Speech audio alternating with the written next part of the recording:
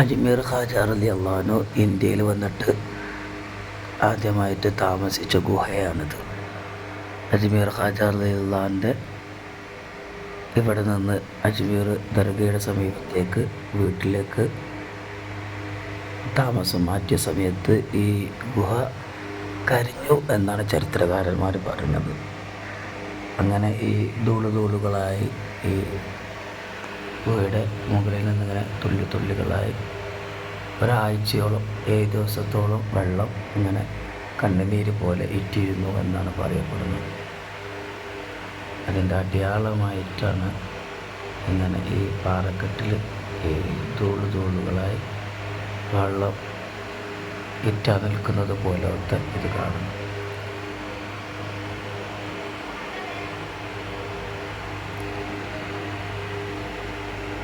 അജ്മീർ ഖാജ റളിയല്ലാഹു അൻഹു ഈ ഗുഹയിൽ കിടക്കുകയും വിശ്രമിക്കുകയും ജനങ്ങളെ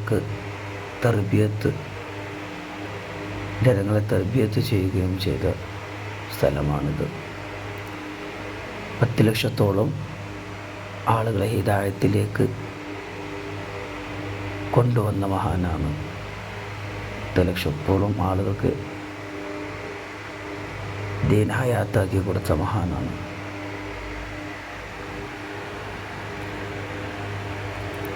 അജ്മീർ ഖാജ റളിയല്ലാഹു അൻഹു കിടക്കുകയും വിശ്രമിക്കുകയും തർബിയത്ത് നടത്തുകയും ചെയ്ത സ്ഥലമാണ് ഇത്. അജ്മീർ ഖാജ റളിയല്ലാഹു അൻഹു നിസ്കരിക്കുക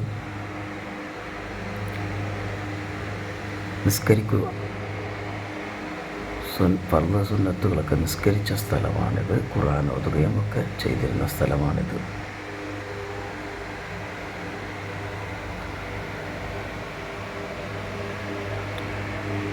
ഏത് കഠിന ചൂടുകാലത്തും ഇതിൻ്റെ ഉള്ളിൽ അൽഹംദുലില്ലാഹ് ഒരു പ്രത്യേക തണലും ഒരു കുളിർമയുമാണ്.